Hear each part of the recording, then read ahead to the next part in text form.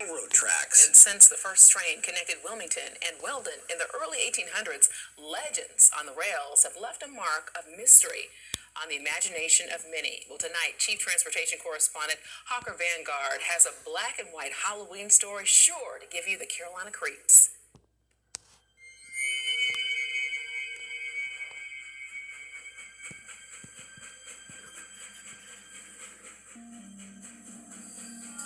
History has a way of taking us on a trip. Sometimes you find clues about certain things, but not everything.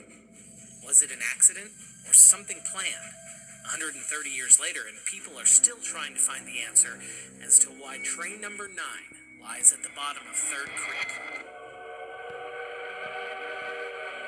Coal-fired steam locomotive operating, at track speed, blowing the whistle, the smoke, coming from the locomotive. Marcus Newbacher with the North Carolina Transportation Museum says some things we know for sure. It was August 1891 at about 2:30 in the morning. Train number 9 pulled out of Statesville Station behind schedule on a trip that would end short of its final destination.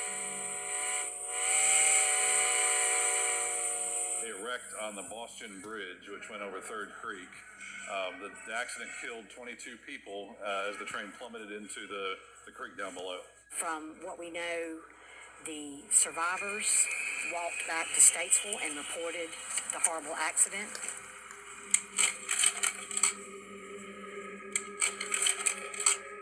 Why did the Richmond and Danville locomotive with 6 coaches crash? History books have one way of telling the story. They said that there were some vagrants along the line, and that they had removed some of the spikes that hold the rails together. Later on, it was determined that the railroad line was in financial trouble, and it may have been some sort of attempt to collect insurance. But it wouldn't be the last time people say Train 9 jumped the tracks on Boston Bridge. To the day, absolutely, to the day. Tina McSwain's passion is the paranormal. She's heard the story from 1891, but it's the story from 1950 that brought her and the Charlotte Area Paranormal Society back to the crash site. There was a lady and her husband had car trouble out on the road, and the lady was left with the car. The man was trying to find help.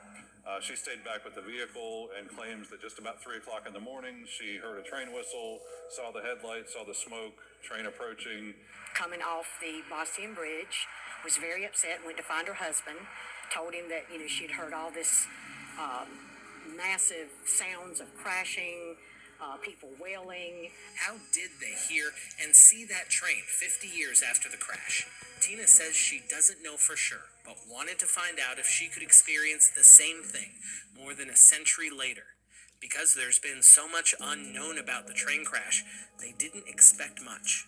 But the funny thing is, about 3:35 in the morning, this great rush of wind came down the tracks, strong enough to blow out 2 candles that we had placed in the middle of the 2 rails.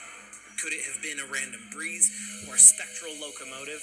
Maybe one of the 22 passengers never made it out of the creek. There are certain areas, due to the history or the geography of that area, can hold paranormal activity longer. The tales of the ghost train and the secrets it took with it when it launched off the side of Boston Bridge still captivate many more than 100 years after one of the deadliest train crashes in the Carolinas. In Statesville, I'm Hawker Vanguard.